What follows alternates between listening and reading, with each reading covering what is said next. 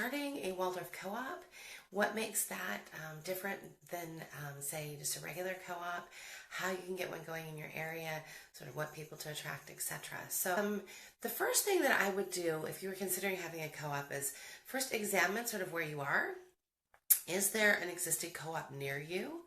And if there is, go check it out and sort of see if that's what you want, if that's sort of the direction you want to go. And if there's not, then, and you decide you want to start something on your own, then definitely sort of start thinking and having these things in mind.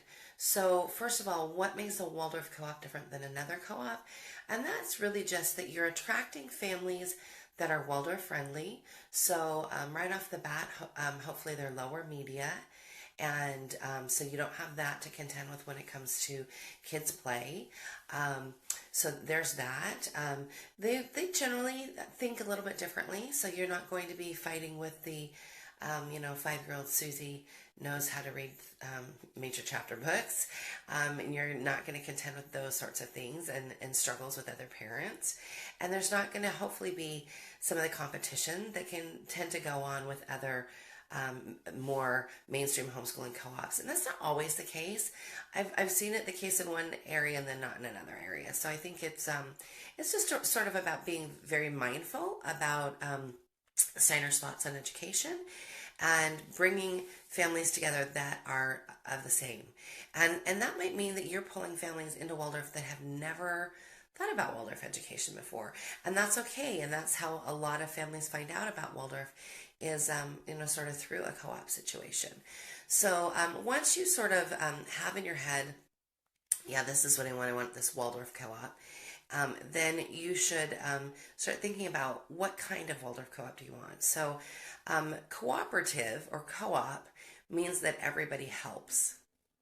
And now I know that there's a lot of Waldorf co-ops out there where that's not the case, where mom drops kids off and that's their co-op. And kids, and you pay extra for that. You might pay $100 a month a kid, or more, or even less than that. And you don't have any other duties. You just drop them off, and so that's one sort of co-op. But that's not really a co-op. A lot of moms will say to me, well, I want to have this situation where, kids come in and they pay me and they drop me off and they drop their kids off at my house. And I go, well, that's not a co-op. That is more like a play school or a day school sort of situation. And that's totally fine. And we'll talk about that as well. But a co-op really is where everybody helps. So in the ones that we have, that I've started, all the moms have some sort of role and some sort of help. So that might mean that one mom does circle time for 3 months, or one mom does story content for the bigger kids for a few months. So that sort of brings me to another thought. When you have a co-op, you want to decide how you want to split those age groups and sort of what you want to do with them. So are you a co-op that just meets for play dates and you're all common to Waldorf, and so you just want to sort of have families that think the same way you do, and maybe that's enough? Or do you want to really focus on some learning activities? So the way we have our co-op set up now, we have about 14 families and about 30 kids, and they range from birth all the way up to Ellie, who's 16.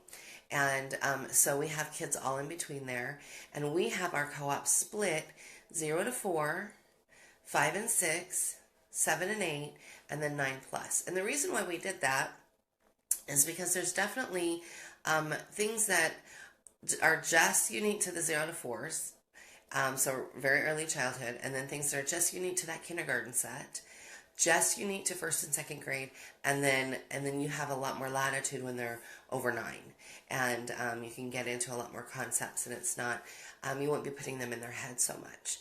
So in our co-op, we have topics, and then the teachers that are teaching are the moms. So we have moms that sign up to teach, say they want to teach botany for the 0 to 4-year-olds, and that might just look like, we're going to go look at plants, and we're going to feel the grass in our feet, and we're going to read picture books about plants. So that's what that might look like for the 0 to 4s, where So we have one mom that takes them on, and then for maybe the 9+s, they're actually going to keep a botany journal. They're going to talk about different plants.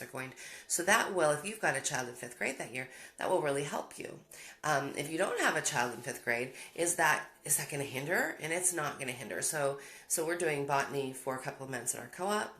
And Samuel is in 4th grade, and I think it'll be a great introduction to what he and I will do later next year for his botany lessons. So that's the way our co-op runs currently, because we have such a large co-op. We're not catering necessarily to what parents are doing at home. This is just extra.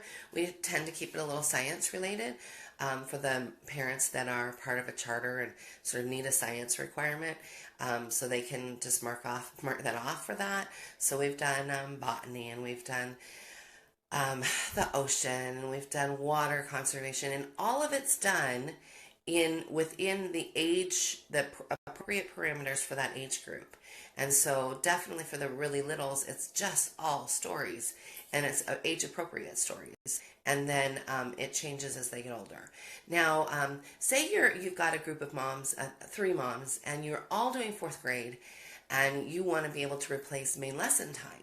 So that's a different kind of co-op. That would be like a more main lesson co-op.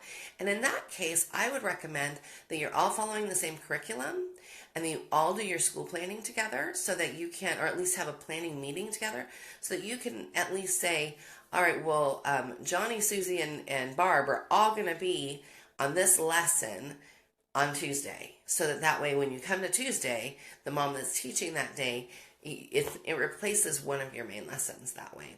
So that way you're sort of helping each other with your schooling. And I know a lot of moms that do that. They might have 2 or 3 moms that are getting together, and they might meet together 2 or 3 days a week. So that's one way that you could do your co-op.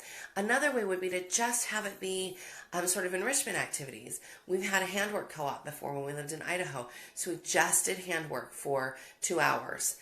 2 hours once a week. And so the kids that came, I mean, my kids still did handwork every day, but the kids that came were maybe not doing handwork on a regular basis at home. So, but we would send them away with, okay, this is where I want you to be by next week. And so their idea was that they would go home and they would work on that through the week. So having a handwork co-op is another avenue, or just sort of like I said, an enrichment co-op. So maybe you do foreign language, which I think is great. You're struggling with foreign language. If you've got a mom in your co-op that speaks fluent German, hey, have her teach everybody. Thinking about things like that is that's a great way to really maximize your potential with regards to having a lot of families together. So think about what it is that you really want in a co-op. Is that what you want? Do you want to replace the main lesson? Do you really just want help with the extras? Like maybe you just want help with foreign language and handwork and music. Those are definitely great ways to have to center a co-op around. Or are you really interested in a cottage school situation? And if you're really interested in that, then it is more about finding at least 2 parents, maybe 4 parents that are really willing to come in and teach. And then people ask me, so what do I charge for that? So our co-op, we don't have to rent a space. So remember, we live in San Diego, and in the 52 weeks that we've met last year, we only had to cancel 2 times, I think, for rain. And that was because it was really, really raining. Anyway, so the way we meet is that we just meet at parks. And we have about 5 parks that we rotate, and we service the entire county. And that works great for some moms, and other moms that really irritates that they can't imagine having to drive all the way to southern San Diego when they live in, say, Oceanside, which is all the way at the top. But really we have moms that come from everywhere, and so everybody tends to take a hand in the driving. So I might drive 30 minutes one time and only 10 minutes another time. And another mom might drive, again, 30 minutes one time, and then another time she won't drive nearly as much. So it's about sort of, for us, it's about getting, we found some great parks and when you're looking at a park, don't necessarily look at the playground, look at the ground space, because the parks that we've chosen have a good open space that we utilize a lot, and it's a bit away from the playground so that we can meet, and there's often tables in between so that we can meet at those tables and utilize the open space and not worry about the playground as much, because otherwise you have kids that are like, I want to go to the playground. So we have really tough boundaries for ours. So the playground is not till after lesson time, which is generally, we do lessons from 10 to 11:30, and then we have lunch at 11:30, and then after lunch, then it's playground time. So it's about really sort of establishing those boundaries. What is it that you want? And so it's really about you having good leadership too. I think that's really important. Right now we have myself and a co-leader for our San Diego co-op. So it's the two of us. We have a lot of other moms that help in. Like we have a couple of moms that help with our Facebook page. So, but when it comes to decisions on our co-op, it's the two of us. And when we lived in Utah, I had sort of what I like to think of as a presidency, where the three of us, we had three moms that worked together, and we all handled everything. And so at least two, maybe three is really appropriate for your co-op, so that you don't feel like you're overburdened, and everybody sort of has a hand in things, and also so that you have some checks and balances, because there are days that I wouldn't have trusted myself for the decisions I made, because maybe I was having a bad day. So this way, everybody's working together, and everybody is sort of getting the benefit of balancing temperament, which I think is a great way to balance temperament, to work with somebody who's not your temperament when it comes to a co-op. I think it's my co-leader and I have had a lot of fun. And we're actually really good friends. We weren't super good friends when we started. We just were like, hey, this was a common thing that we wanted. We both wanted Waldorf, co-op for our children, and so we started it that way. And I had more experience, and so, I sort of laid out the foundation, and she's always just come back and said, this is great, but I think we should do it this way. And so I'll absolutely look at it and then go, yes, well, let's do, because we're co-leaders, so we lead together. So, that's definitely something to think about. Think about your leadership, how you're going to do it. Now, if you're thinking, well, I don't want all of that, I really want parents to pay me to come and do XYZ.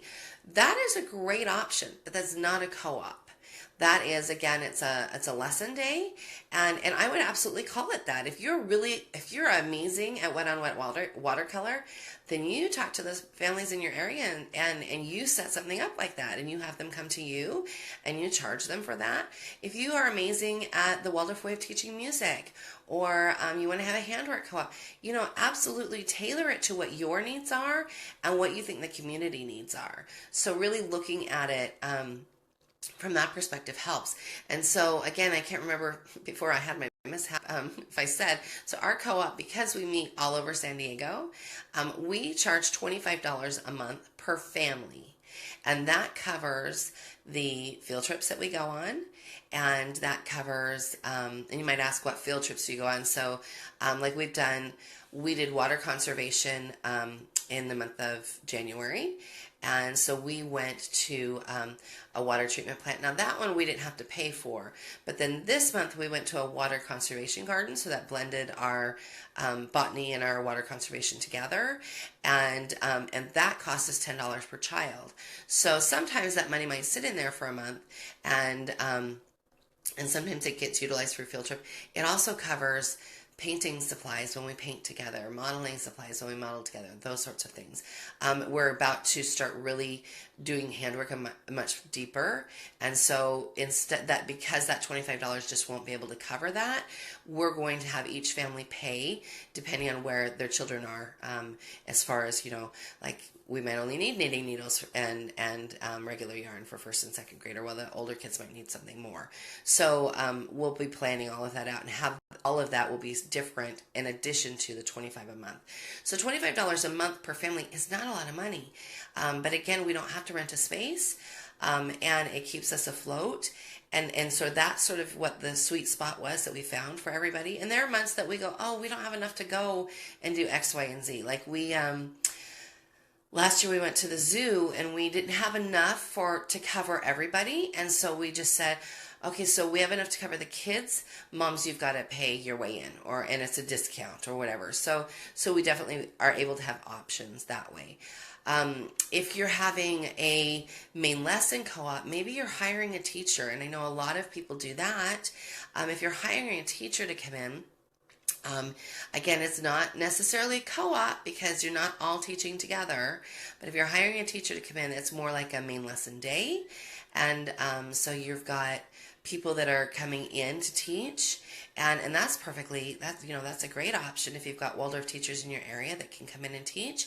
So then as a group, you're getting together and you're dividing that person's fee amongst you as families. And then I think something that's really important is when you have a co-op that you are that you're really invested in, be on time. Really put your heart into it. Realize that these are good friends to your children. Be open with each other. We've had several sets of rules that we've had to sort of adjust, and I'm happy to share our guidelines. If you'd like a copy of our guidelines, just drop me a PM, and I'm happy to send them to you. But we've had to adjust the rules, and there are rules that you want to think you don't need, but you need rules, and that's okay. So things that are important to our co-op, like it was really important to us that everybody understood that there were a lot of vaccine-free children there. And so if you were going to get vaccines that week, that you needed to stay home, maybe even for a couple of weeks because of vaccine shedding. And that was really important to families. We don't have food restrictions at our co-op, but we do expect that people aren't going to bring, we sort of have this joke in our house when my husband says, what are you taking for co-op? And I always say Hot Pockets and Sprite. I would never bring that, but it's sort of a joke. Where we have different food allergies, so we just make sure that we label everything. So, maybe you're not gluten-free, but you have several kids that are gluten-free, and cooking gluten-free isn't something that's for you. So bring fruits. There were lots of times when we had new families and I was trying to figure out everybody's allergies. I just brought grapes every week. Just brought grapes because we have a potluck. Everybody brings their own sort of lunch foundations, and then we have potluck together during our lunchtime, and that really helps bind us together because then we're cooking for each other, and thinking about each other when we're coming together to sort of break bread together. And I think that's always been a really great way for us to go, hey, that's really good rice. Can you tell me how you made that? So it's been a great way for the moms to sort of get together, because in our co-op, and in several co-ops, it might start with 2 or 3 friends, but then you're bringing in people from the community that you don't know. And I've met some awesome Waldorf moms out there like that. So hi guys, if you're watching, lots of Waldorf families that we've just grown to really love. And so we've had to really think about, how do we handle that portion?